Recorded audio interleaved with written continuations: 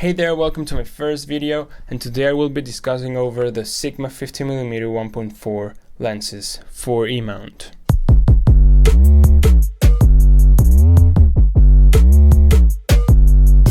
First thing you should know, this is not a video where we're gonna go over all the technical detail specifications of the lenses. We are gonna go over some things I would have liked to know before acquiring the lenses. So right now I have two of these lenses. Here's one of them. And if I go ahead and grab the other one, and here you have the other one. So you can see there I have two of them. Okay. Yeah, so you'll basically be watching the Sigma 50mm 1.4 through a Sigma 50mm 1.4. Let's put it back there. Okay, perfect. So the first thing I wanted to talk about is the autofocus. Before acquiring these lenses, I looked over hundreds of videos to see if this lens was gonna be reliable when using it.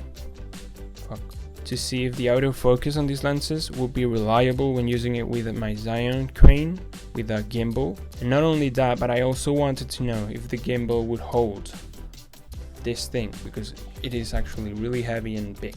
And the answer is yes. You can rely on the autofocus when using it on a gimbal and it will track the person perfectly. I even tried focus pulling with the autofocus and it was incredible. Before acquiring these lenses, I was debating whether I should go for these lenses or I should go for the Sony planar, which is twice as expensive. And the main reason was because of the autofocus. I thought that, for example, when the camera will be focusing, it will go past the focus point and then go back to the focus point, which looks pretty bad. But when using the Sigma on the Sony A7iii, you can avoid that by changing the focus area settings to flexible spot. My gimbal, which is the Zion Crane Plus, can perfectly hold the lenses. I did have to remove the viewfinder eyepiece because if I didn't, the camera would collapse with the gimbal, but once I did it, I could perform every single movement with the gimbal.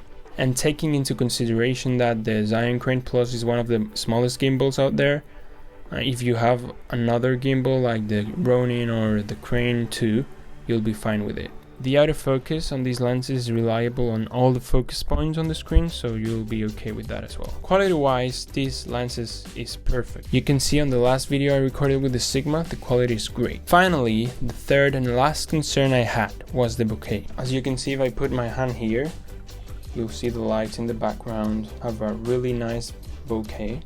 And in the last video I did, the lenses showed an awesome bokeh. So in conclusion, if you're looking for a 50mm for a Sony, I suggest you go with this lens.